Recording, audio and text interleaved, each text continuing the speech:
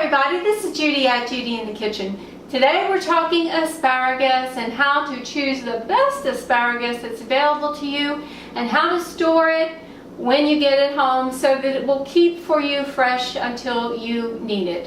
When you're shopping for asparagus, you want to look at the stalks and make sure that they're firm and brightly colored.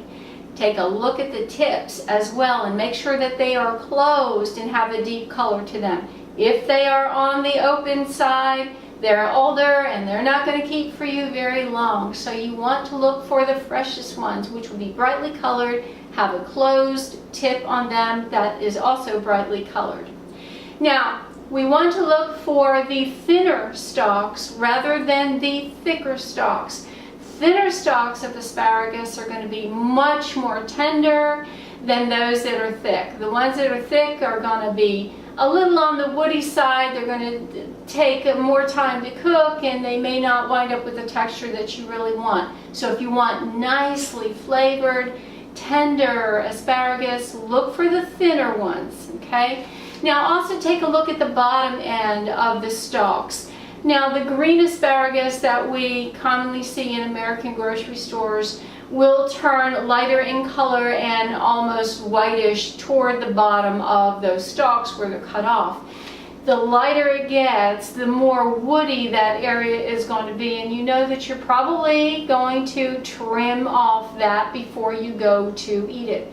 So if you look for bundles with stalks in there that are more green toward the bottom, there's going to be a lot less for you to trim off and discard as you're preparing them.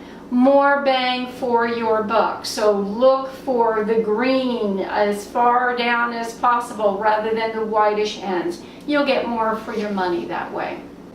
Now when you get them home, obviously you want to store them in the refrigerator. You want to use them as quickly as you can.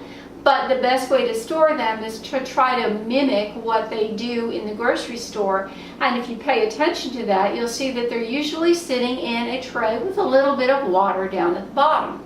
So these are thirsty plants and you need to make sure that they have some water available to them, and that will help to keep them crisp and fresh as you store them in the refrigerator. Two ways you can do this. One, you can take a damp paper towel and kind of wrap it around the cut ends of the stalk and put that in the refrigerator. But a better way would be to find a vessel of some sort. Now I've got a 2-cup measuring cup here. That's about as wide as it's going to get for a 2-cup measuring cup.